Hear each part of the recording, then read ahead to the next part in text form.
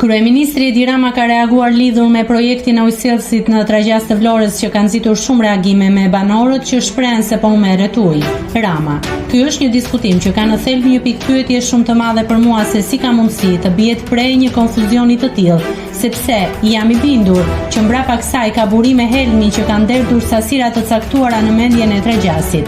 Por përtej këtyre, pyetja është shumë e thjeshtë, si është e mundur që të imagjinohet që një qeveri të marrë ujin që u duhet disave për t'u dhënë disave të tjerë. Këtu është futur brenda edhe kuçedra, oligarkët që po marrin ujin me qëllim të tyre e të tjerë. Nga ana tjetër, jam përpjekur ta shpjegoj dhe rishpjegoj se ky projekt bazohet në studim hidrologjik.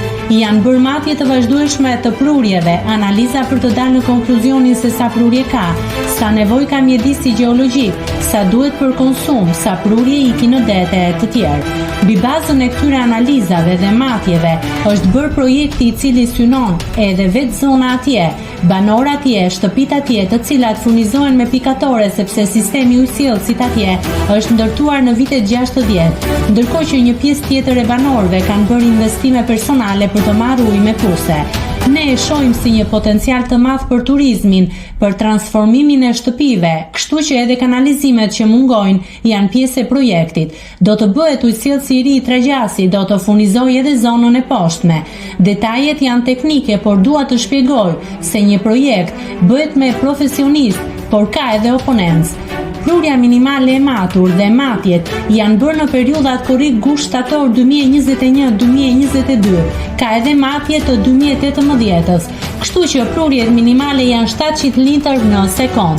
Nga të gjithë shfrytëzimi në maksimum që do t'i bëhet këtij burimi për shkak të ujësillësit është 2 herë më i vogël se sa prurja minimale.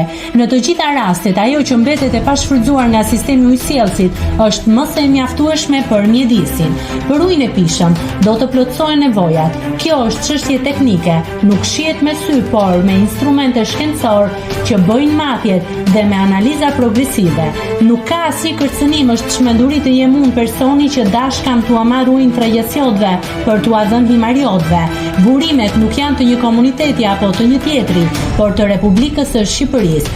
Vjen në interesat e saj pa cënuar interesat e tyre që kanë të drejtën të kenë akses në burim. Nëse klikoni mbi butonin subscribe, do t'ju shfaqen të gjitha publikimet tona. Ju ftoj t'i bëni subscribe kanalit, të pëlqeni videot dhe të lini komentin tuaj.